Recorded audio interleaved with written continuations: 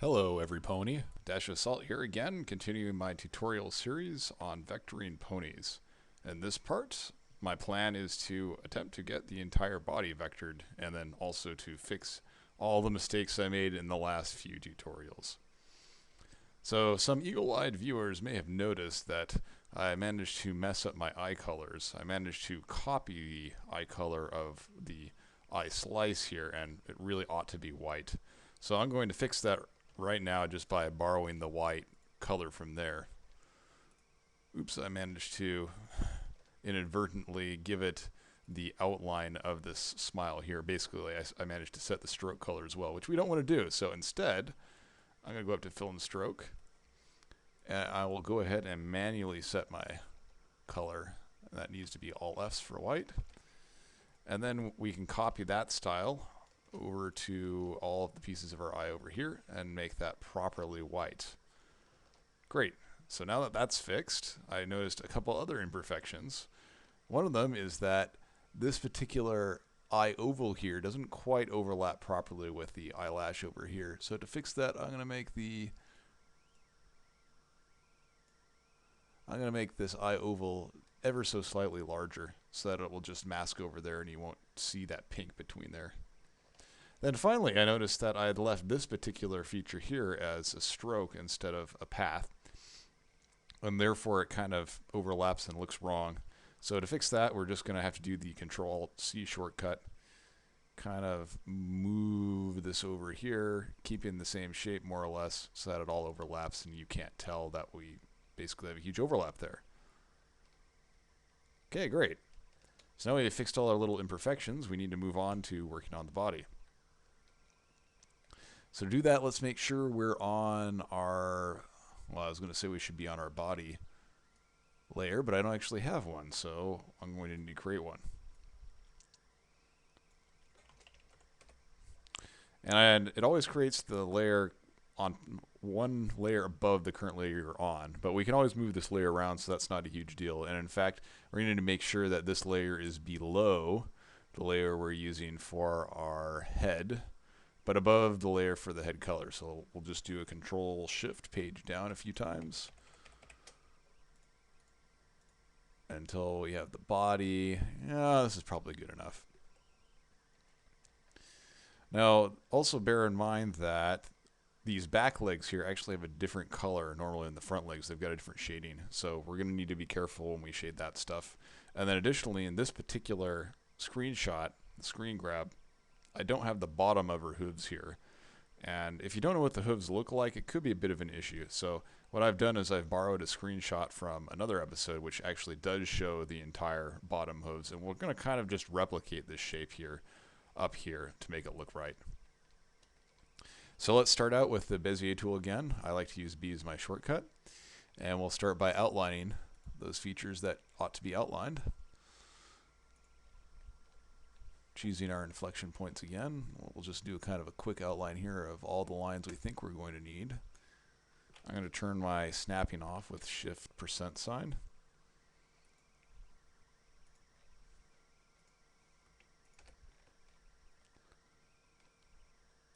And we're just going to have to make huge guesses here about where these things are going to be.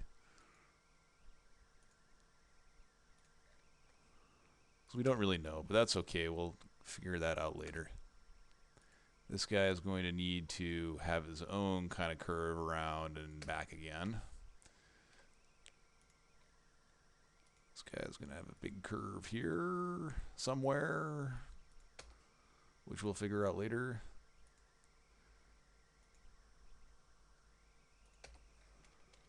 Yeah, there we go. We have blocky hooves. A new pony called Blocky Hooves. That would be pretty hilarious. Alright, and so we'll start bending our lines again. Same idea as we did with the mane. Kind of match these up. Make the curve nice and straight. Sometimes it helps just to zoom all the way in. Change that to a smooth node. Looks pretty good. Oh, by the way, I'm ignoring this rear main here. Why? Because it's going to actually be below the body layer, and so that's the last thing to do after we've got the body finished. So just kind of curve you, and then this has got kind of a slight downwards curve to it.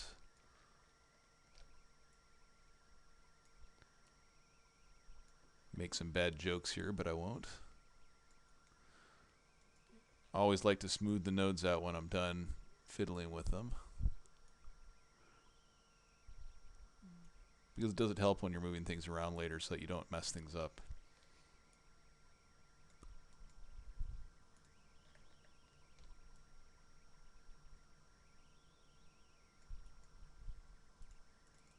And over time, as you gain in skill, it won't be quite as hard to bend these lines more quickly.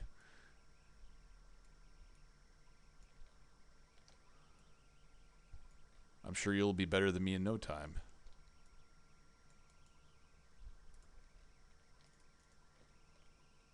Alright, so here's where it gets tricky, because I don't exactly have a perfect pattern for what's going on down here. We know that the backhoe's got kind of a slant and then a sharper front edge here. So we're just going to have to do some bending.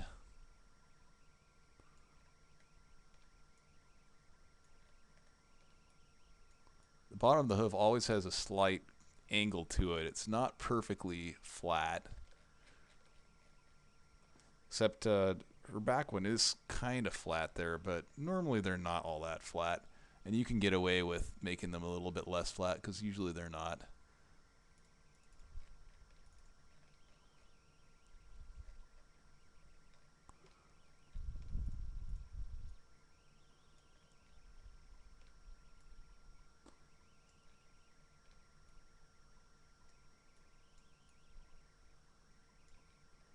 Oh, that doesn't look very good.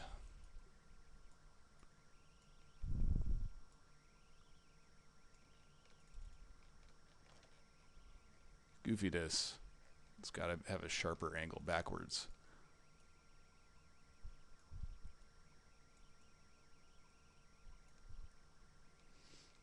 I think this whole thing needs to come down a little bit more.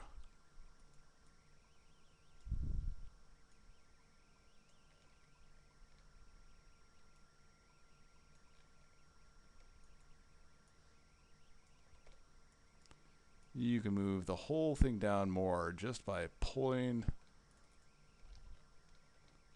all of the nodes there.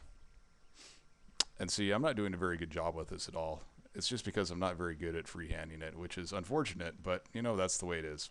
So what I'm going to do, because I am totally lazy, is I'm going to just kind of copy this form here, because it'll be so much easier for me. Will it be easier for you? I don't know. Maybe you're a lot better artist than I am. That's okay too.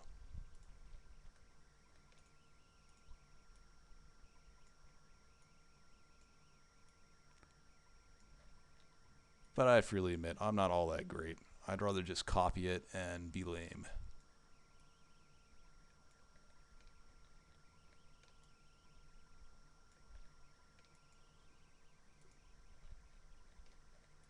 So that's pretty much the right shape there. So we're just going to copy this guy.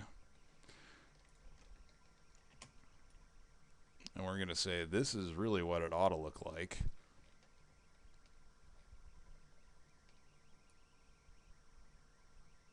More like this, right? So then we can take our pre-existing shape, and this is one more advanced technique, which you're going to want to know. And we can say we're going to actually want to splice it in there.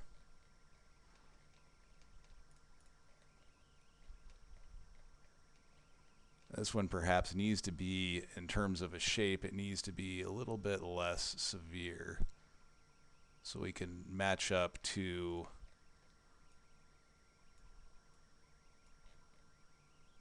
what we're doing up here.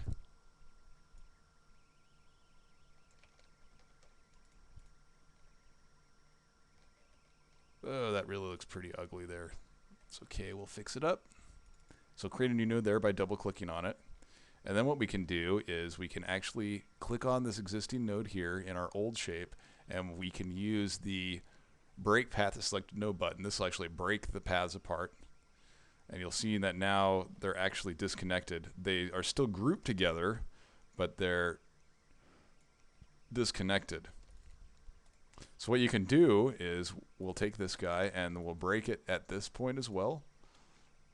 And then when you select this object, it'll still select the entire old bad object. So if we go up to object and we say ungroup, or actually it's not ungroup, sorry, it's break apart when I can locate that path, break apart, Control Shift K, and that breaks it up into all of its component pieces.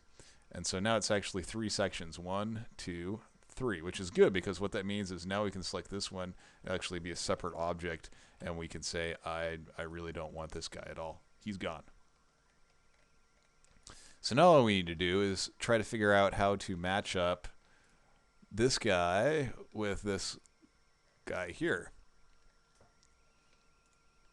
First of all, we can join these nodes together by selecting the nodes from both shapes and clicking on the Join Selected Node button. That matches them up, and then we can kind of bend this carefully, make this a smooth node.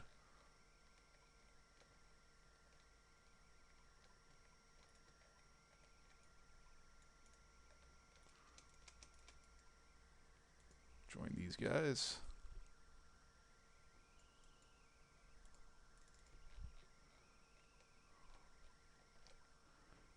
All right, and so now we more or less have our bottom of our hoof here. The trick is we might think, okay, so it's not quite long enough perhaps, so maybe we need to stretch it down a little bit. I don't know, it's up to you. It looks a little bit bad to me right now, but that's all right. It's one of those things where you'll just have to fiddle with it some more to make it look better. So now we kind of need to repeat the same idea for these other hooves, so we'll continue on.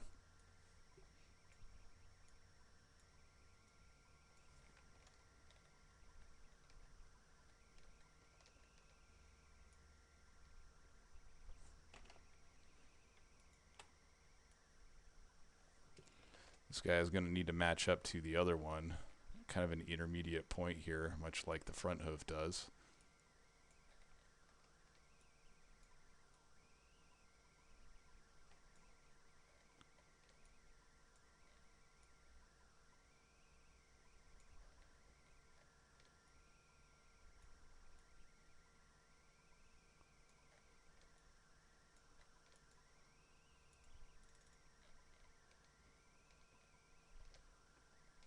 It's ironic that that one I made there actually looks a little bit better than the one I already made down here.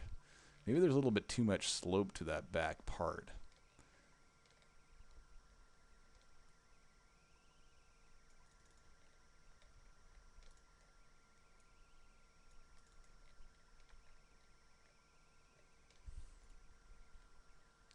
Maybe it's still a little too fat too.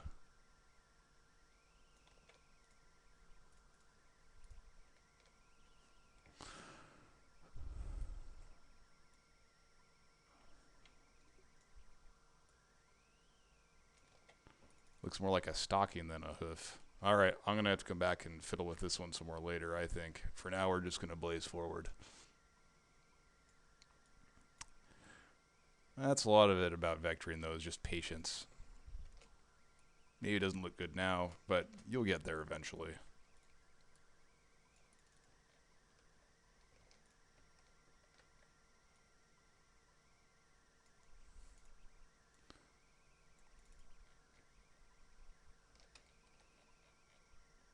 Fortunately, this particular pose, it appears that our hooves are actually going to do a little bit of overlap.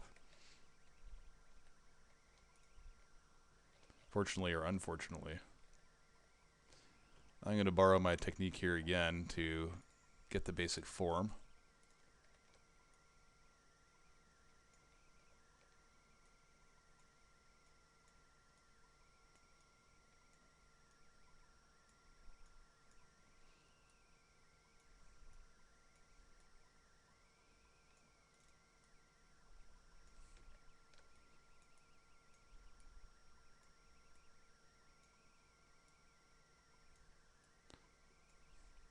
And you can solve a lot of these problems for yourself if you just get a nice reference screenshot that has everything you want in it.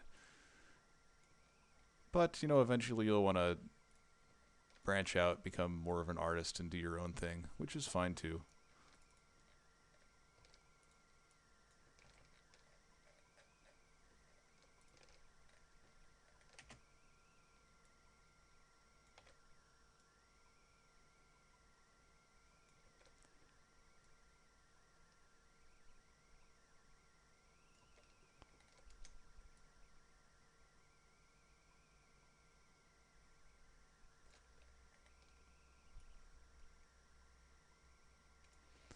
And if you look at it, the level of the hooves, this one is actually just slightly elevated.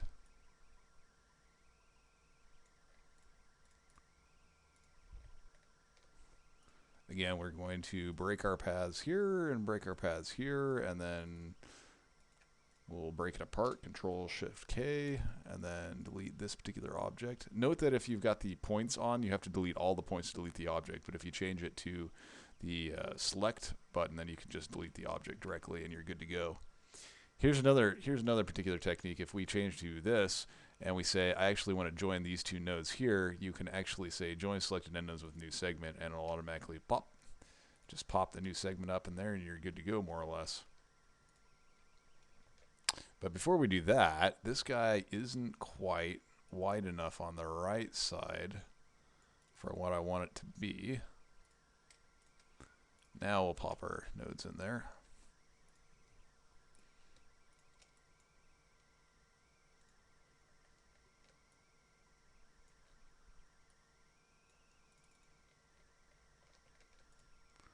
This is all going to have to be smoothed out drastically, I think. We'll delete a few nodes here to make it a little bit nicer. Oops.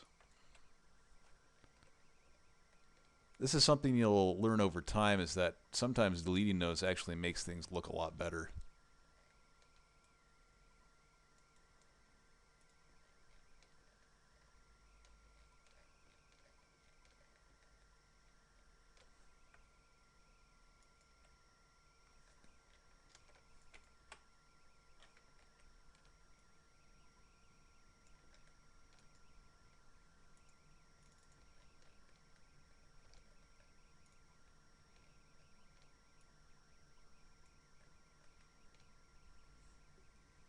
This is not quite right either.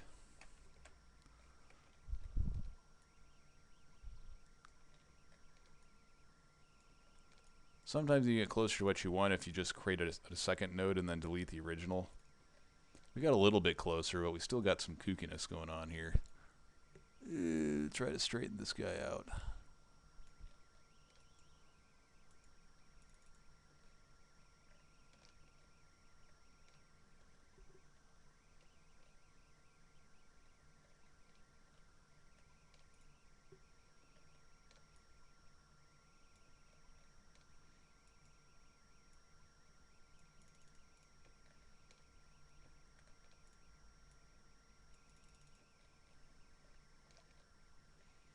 And the second front hoof, which ought to look something like this.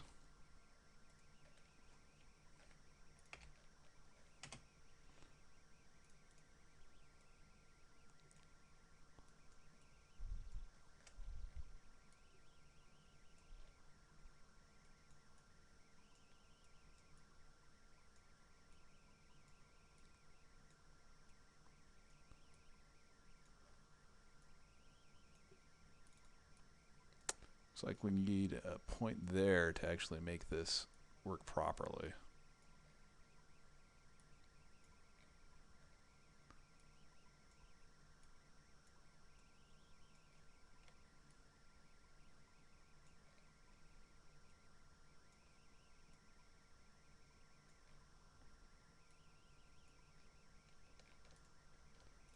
All right, we'll borrow you.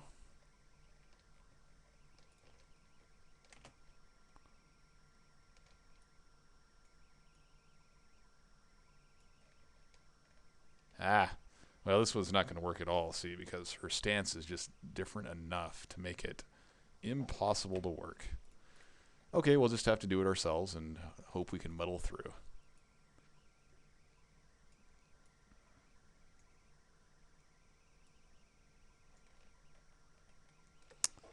This This is going to need to have a bit of a bend here.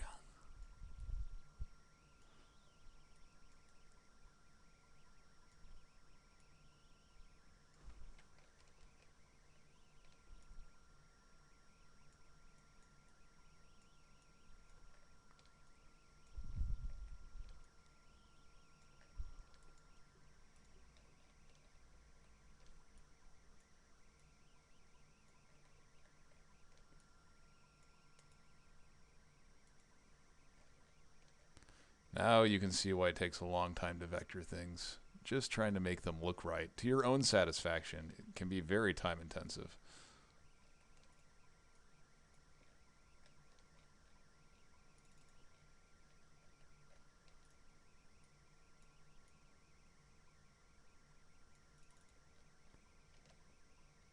This all looks a little bit wrong, but we'll roll with it, I suppose, and we'll see what we can make happen.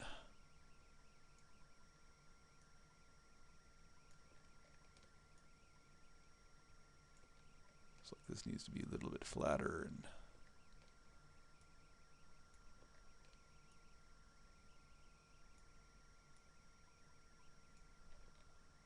you gotta be a little bit careful that one particular hoof is not out of proportion to the other hoof, otherwise things just don't look quite right.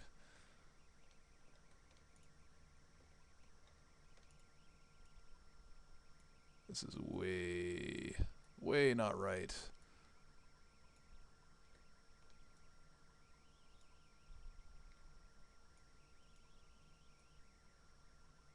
But fortunately, they can't see behind this hoof to see the other hoof, and so we won't have too many problems pretending that it's okay.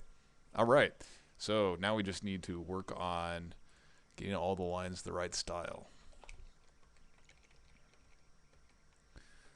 I believe we were using 6 elsewhere potentially on this body. This line here, that's a 6, so we'll continue to use a 6 on all these lines. Some people I've seen like to actually make their lines large and then play around with them because it does change the characteristics of them a little bit. I prefer to have thin lines so I can follow my tracing a little bit better, but again, that's another stylistic thing. It's completely up to you how you want to handle that.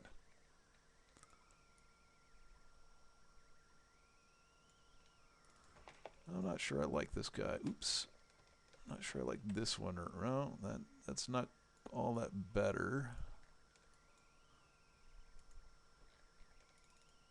Yeah, that isn't too bad.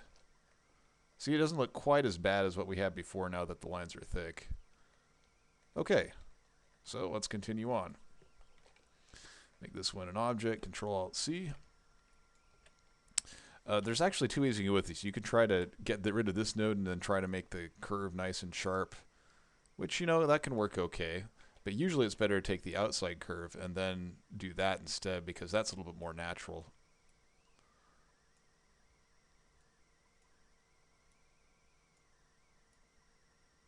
And this doesn't have to follow what the tracing looks like perfectly. You just make it look nice again. This guy is going to need to be an object too, so I can hit this guy.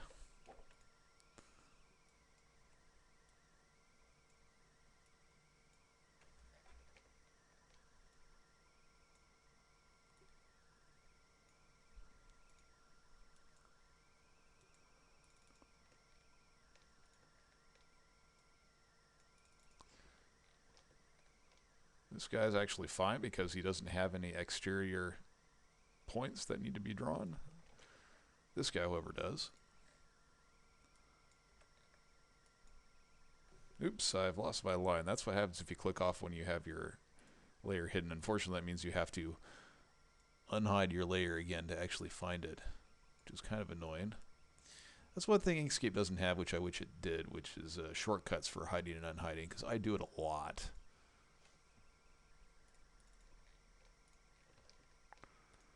Control-Alt-C to make this an object.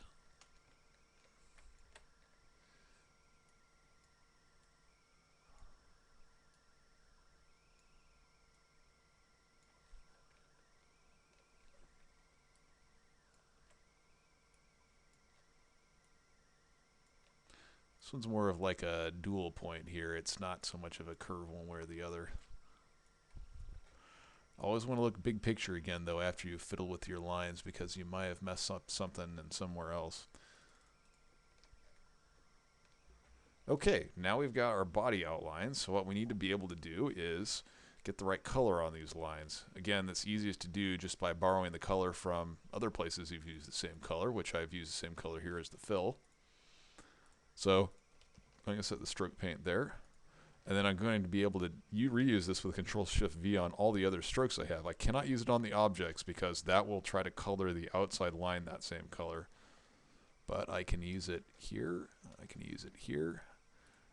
And I can't use it on any of these. But I can use this, which is already an object, and just copy that color out everywhere else, which is cool. Great. That's a good step. Now we actually need to color the interior of the body. So we're going to, once again, need some more layers here. We want to have the layers that we're coloring stuff with under the body. So we'll need a layer underneath there. We'll add a layer. We'll say behind legs.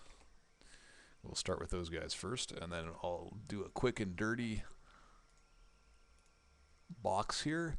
The box is going to have a fill based on my color guide. So now we'll take the color guide, and the color guide says that our body fills, this is going to be EC9 DC4.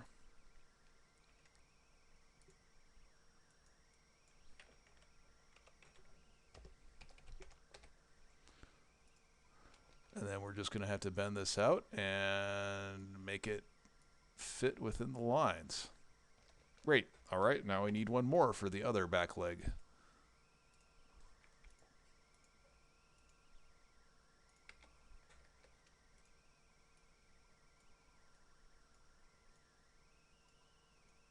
It doesn't quite fit, so we'll make a node here to make it fit.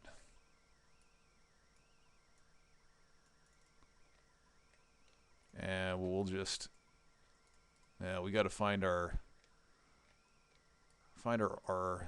missing object again.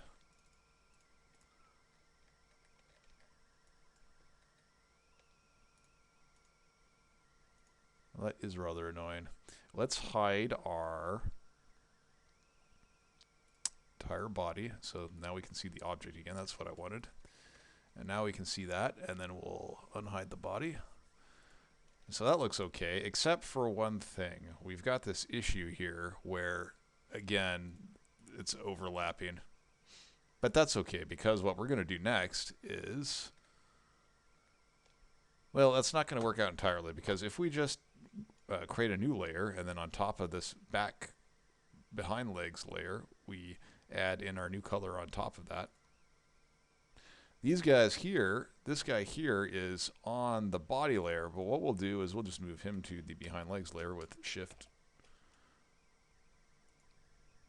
page down. And then what we can do is when we're actually doing the color, we'll just create a new layer. I'll call body color. And then we'll draw a new shape for the body color.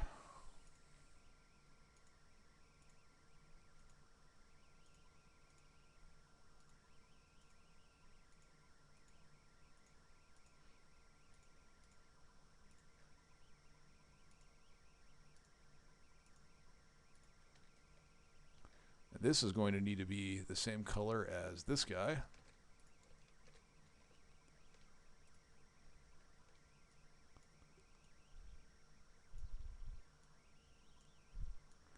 And this is where small imperfections can creep in, because your nodes here may not be precisely where you want them.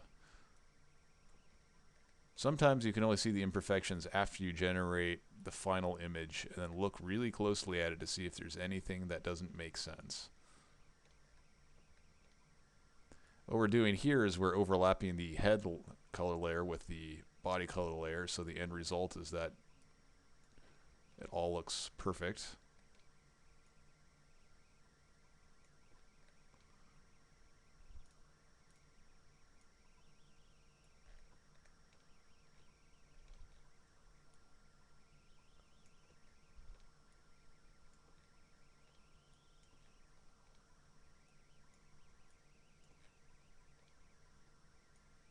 Because this layer is on top of the behind legs layer, then we're going to neatly hide that imperfection I have there with the legs that lie behind the legs in front. The other way to do it, of course, is to create a mask and clip off that object so that that part doesn't show up, but sometimes that can be more of a pain. It's easier just to handle it this way. Now, one thing to note is we've covered up the cutie mark entirely. When we're going to make the cutie mark, we're going to want to hide this layer so we can actually see what we're doing. But that is going to be a little bit later.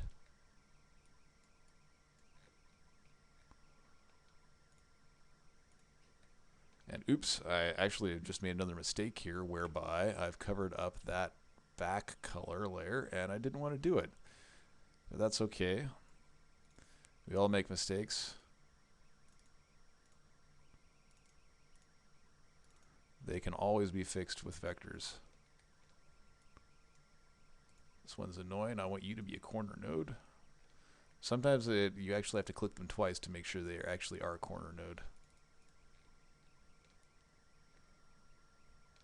Alright, so now we have our legs and our two-tone colors, with the back legs being a different color than the front legs. Alright, thanks for watching, every pony. Good luck with your future vectoring projects.